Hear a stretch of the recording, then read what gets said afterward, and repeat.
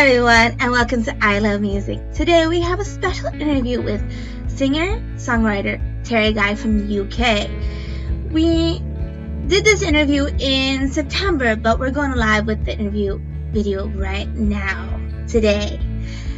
So please enjoy as Terry talks about his music and his recent releases and his future plans. Enjoy! And how has the pandemic and the lockdown has affected you? And how about your music?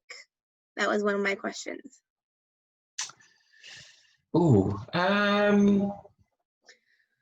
been talking to a lot of people in Great Britain, England and Scotland, many artists since May, and they're saying no live music.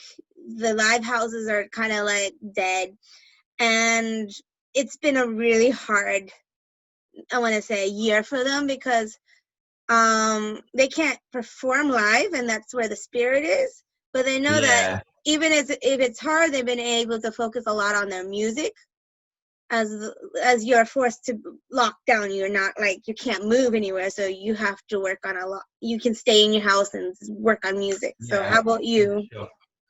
I was in a situation where I was living during the pandemic. I was living in a flat with a friend, but I didn't actually have my piano or my guitar there.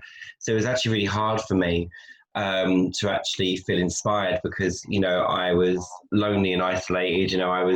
I wasn't really living in the heart of London at the time. I was living in an area called Upper Norwood, and Upper Norwood is it's a very green area. It's and literally it's green, as in Green Party, supporters would even live there. But to look at, it's very picturesque in a way. You get loads of like countryside sort of visuals going on around there. It's very much out of like the realm of the city, and you'd think that'd be inspiring, but actually I felt very isolated and very lonely, and it actually made me realize how much I focus on my career too much. Take my work and my career away from me, or my music career away from me, in inverted commas, and I'm a bit of a lost puppy. So without any instruments there, it was very hard. And what I had on my phone was like these piano chord structures and melodies that I had recorded on my phone from when I was playing piano before the lockdown. I was working at a music school before the lockdown, and I was playing a lot of piano. So I was coming up with and creating a lot of, like, say, song ideas. Yeah. But even though I had them on my phone, I just didn't have the give to actually like feel inspired to do anything because it just felt so lonely. So it's only just recently that I've actually got off my arse and actually started feeling inspired again. Now that the lockdown is slowly, it's hopefully it's starting to come out of its depth, like its dark depth that it was in. And so surprisingly, me and my band have got a gig coming up. We're going to be performing this Saturday actually at a venue called the Amsterdam Arms. I know. I'm really excited, and I guess in London at the moment, I don't know what it's like in other parts of the world, but it's very trial and error in terms of like how the music venues are going to work. So even for me and my band, we're kind of going, okay, is this actually going to work? When we get there, how is social distancing going to happen? And so for the last month, we've been rehearsing our set, so hopefully it will go well. But yeah, I think a lot of musicians have dealt with this pandemic in different ways. Some people have felt so inspired, and other people have just felt so lonely and isolated. And I've been in the lonely, isolated part, unfortunately.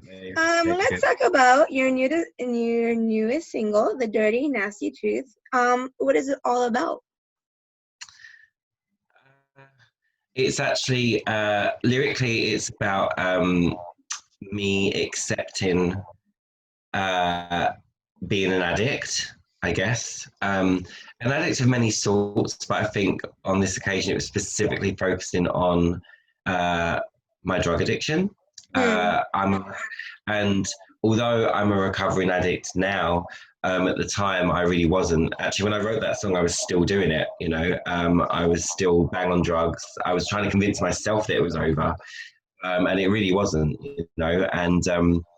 And it doesn't necessarily talk about like say how hard it is. It kind of, I remember like writing the lyrics down and it being a bit of a rant.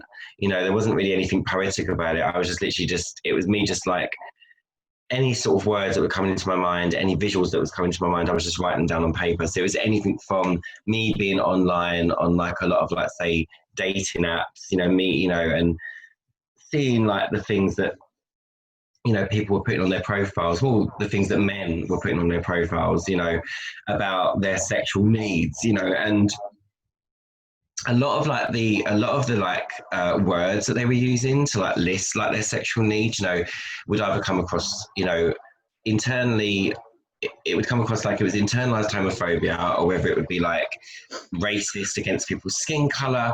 I always believe that there's a kind way to put things, if that makes sense.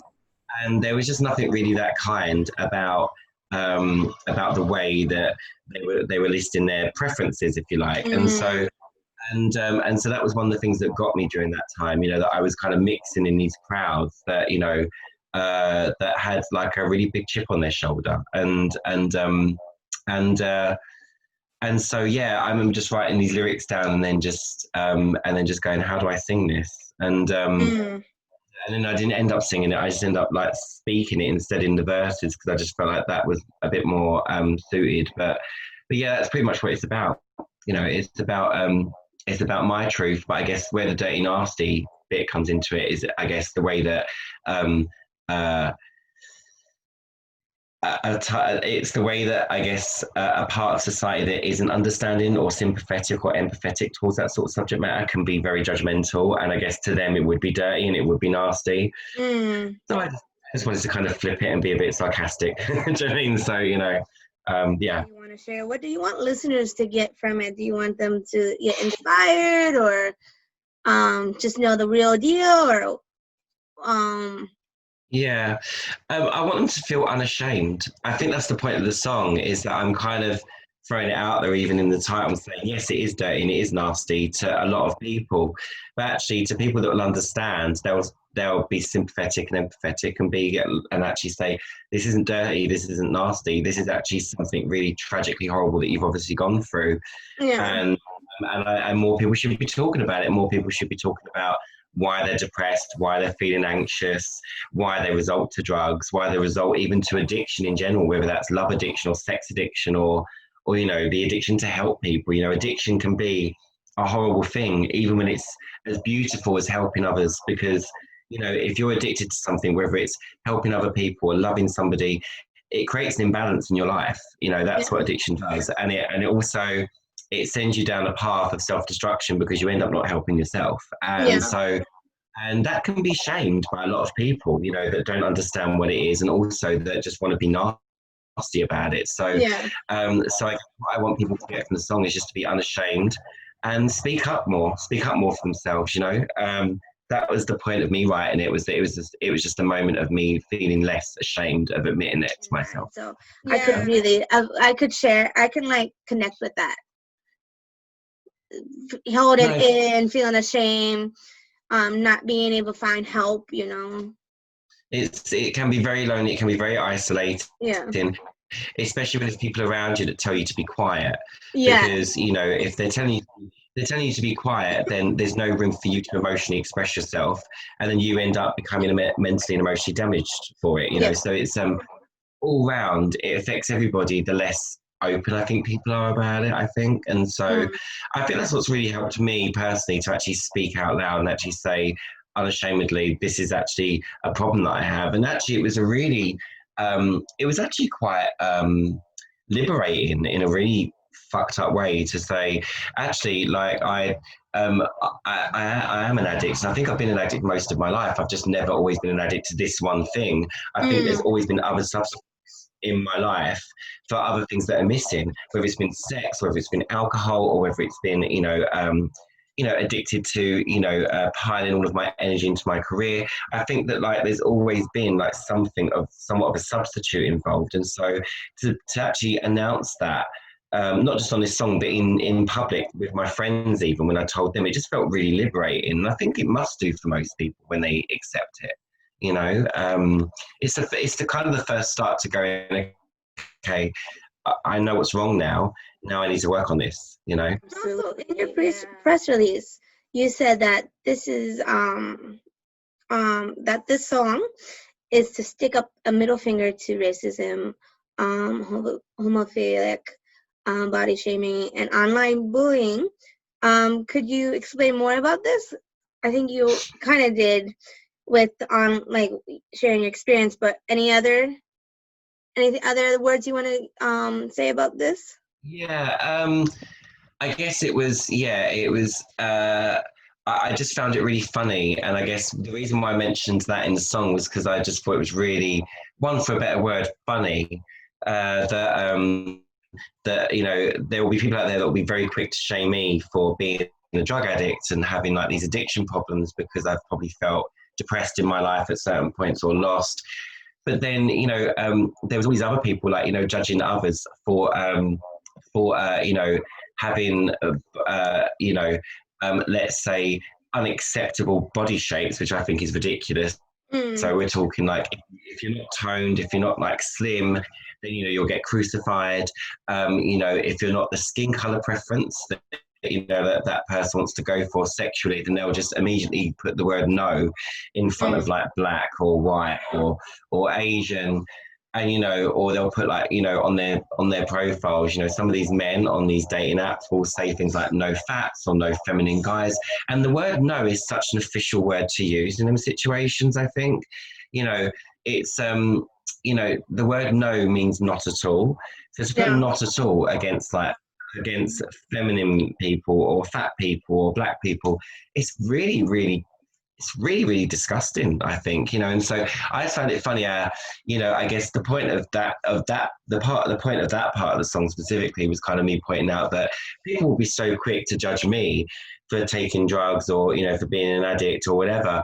But people think that this sort of behavior that these people are doing is quite normal. You know, like no one would really, very rarely do people, you know, speak out against people that are using that sort of language against gender or skin color or you know or you know or like you know the body shaming aspect. You know, these are things that like, you know, a lot of these men on these dating apps find acceptable, and I just found that really worrying.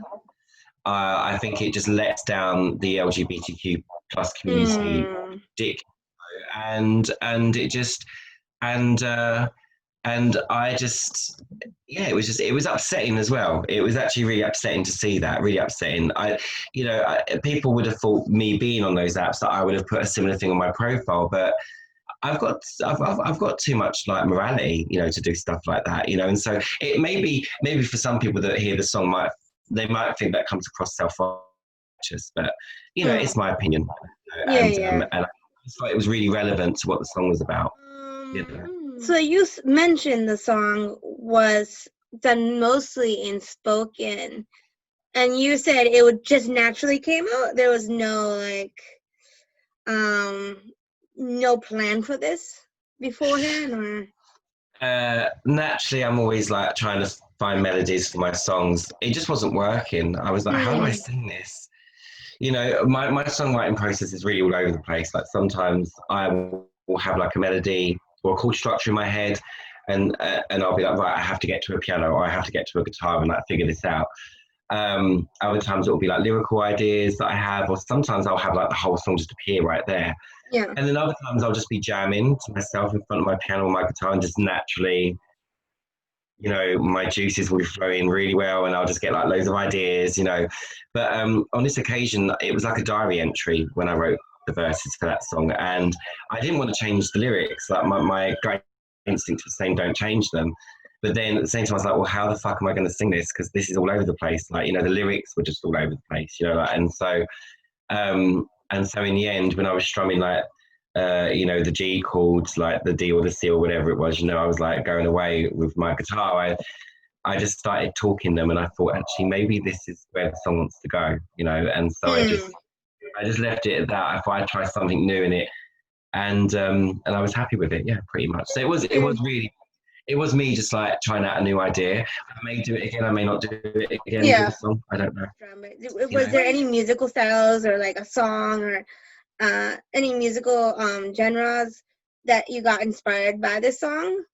I mean, I love punk. I've loved punk since I was in my early 20s, and I'd say that today, this is probably like, in terms of like music that I've released, not necessarily written, I'd say this is probably the most punkish song I've released to date. I'd say, just because I guess it has that sort of fuck you vibe, to it, with the talking and the singing and then the distorted guitars. It's quite mid-tempo. They're quite basic chords what I'm playing. So I think that like I guess my punk background probably played part in that.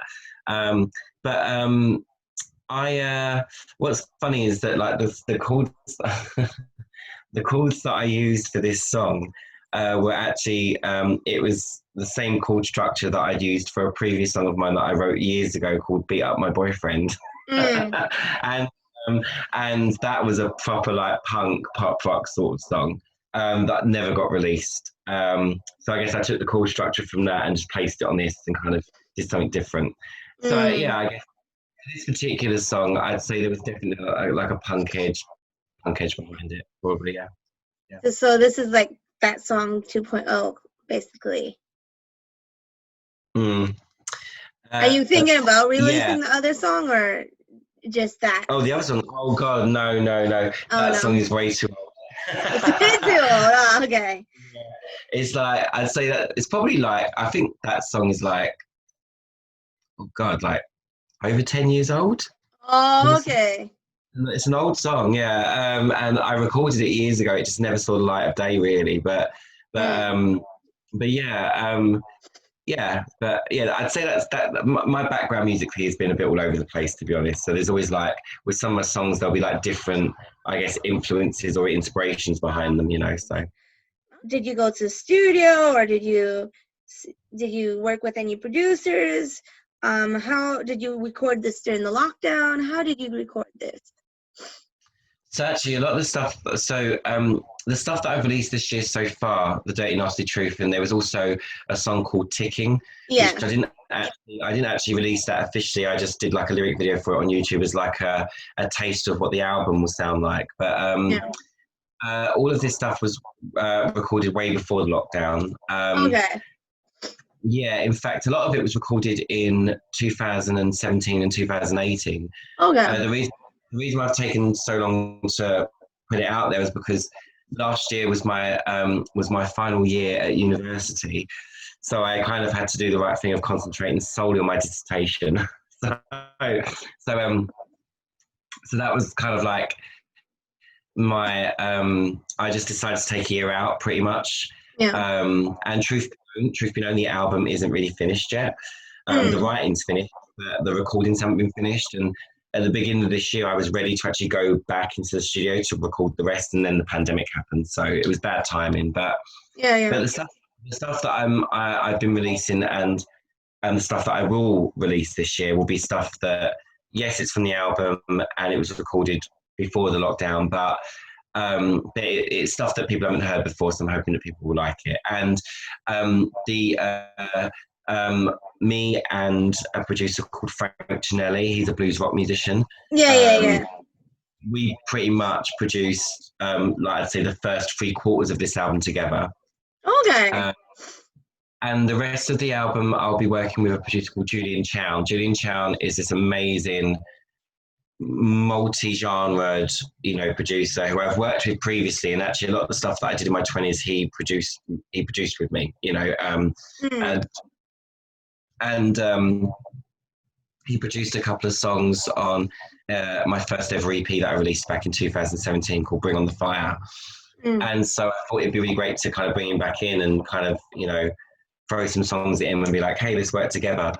But there is a song that no one actually knows this yet, so I guess this is like a little bit of an exclusive. But I'm going to be releasing a new single next month, another one, and it's called You're a Liar. That is actually produced by a producer called Nick Sanuga, who I worked with on my EP Bring on the Fire back in 2017. I think he produced one of the songs on there. And this is just a really old song, like I say, that's probably about 4 years old, that I really wanted to release somehow, but I just didn't think there'd be a place for it. But I found a place for it on the album. So it's going to be my next single. Yeah, that's who I've been working with. Yeah. So you said your future plan. You have a new single. You're working on your album. Do you have a date for your album, or do you just wait to see how it flows? Do you want to release it anytime next year? What's your plan with your album? ideally, next year I'd like to release it because I kind of want to start finishing it end of this year, pretty much. That's when I'd like to start finishing it. It's going to be difficult because, Julian Chown respectfully has told me no one can come to my studio during the pandemic, which is absolutely fine. So I think as of next week or the week afterwards, we are going to try and finish the album by us getting on the phone, emailing each other. I've got demos for a few of the songs that I wanted to re-record in his studio to finish the album. So he's going to work with them, and it may be that I'll just have to record my vocals somewhere else and send them to him. But which would be a shame, so I do miss his studio setup. He's got a lovely little home studio setup with his keyboards and his guitars, and it's such a really nice, comfortable environment. So I do miss it, and it's in it's called Jules Productions, and it's in Chelsea in London. And ideally I'd love to release it next year, but it really does depend on so many things. And this album has been delayed pretty much by 2 years already because I wanted to release it last year. It didn't happen because it was my last year at university. I had to focus on my studies. And then when this year come, the pandemic happened. So it's just been delayed time and time again. So who knows, but I would say I'd love it to be next year.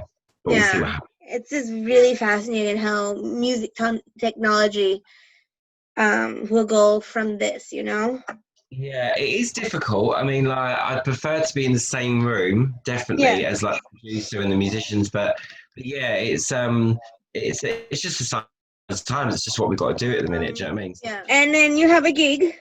That's this week. Cross your fingers. Good luck. Are you excited? I'm very excited. Yeah, I'm really happy. But I'm very nervous because I haven't performed in over a year. The last gig I did was in late last year. Yeah. So we're in September. September. Yeah, September. Just have to think about that. We're in September. Yeah, it's been about a year. I'd say since my last. It's been about a year. So I'm a little bit nervous, but it's natural. Natural nerves happen. Yeah, it's exciting. Yeah. Are you gonna plan to do any more live? Hopefully. I mean, we haven't got any gigs up apart from this one. But our booking agent, our booking agent's a fan of us, a fan of the music that I've done. So hopefully that will open some doors to some new gigs, and we can actually do a full-on tour to promote the new music. Wrap it up. Any messages for the readers of my blog? I hope that you will take if you want to get some moment to listen to my music, that would be great. Be good to know what you think. But yeah, I just hope that all of AI Love Music's readers like the music, they connect with it, and feel free to follow me on Instagram, which is at Terry Guy Official. That's both on Instagram and Facebook if you want to follow me. And yeah, I hope that you join me along for the ride. Pretty much, yeah. Yay, thank you so much. It was nice talking to you. I'm talking to you. Thank you. No problem. What did you think? Did you enjoy the interview? Let me know in the comments. See you again.